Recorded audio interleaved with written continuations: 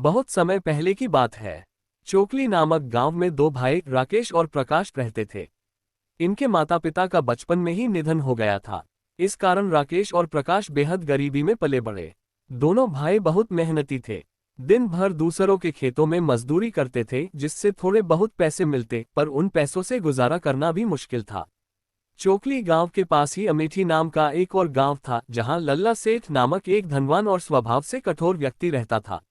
एक दिन काम न मिलने के कारण राकेश और प्रकाश जंगल में एक पेड़ के नीचे उदास बैठे थे। तभी वहां से एक बुजुर्ग व्यक्ति गुजर रहा था।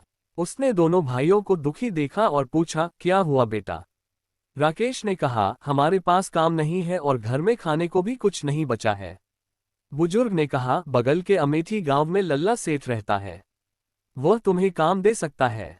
दोनों भाई अगले दिन अमेठी गांव गए और लल्ला सेठ से मिले। सेठ ने पूछा, तुम दोनों कौन हो? राकेश ने जवाब दिया, मेरा नाम राकेश है और यह मेरा भाई प्रकाश है। हम दोनों चोकली गांव से हैं। कृपया हमें कोई काम दे दीजिए।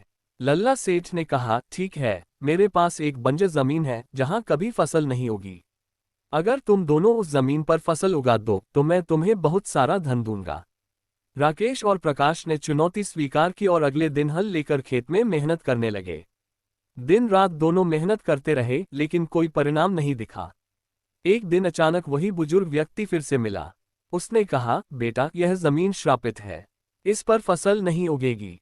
राकेश ने विनती की, बाबा, हमारी मदद कीजिए, हमारा कोई नहीं है और हम बहुत गरीब हैं। बुजुर्ग ने मुस्कुराते हुए कहा, जाओ बेटा, घर लौट जाओ। कल सुबह आकर देखना, खेत लहलहाएगा। अगले दिन सुबह जब दोनों भाई खेत पहुंचे तो हैरान रह गए। पूरा खेत फसल से भरा हुआ था। दोनों की खुशी का ठिकाना नहीं रहा। वे तुरंत लल्ला सेठ के पास गए और बोले, हमने आपकी जमीन पर फसल उगा दी है।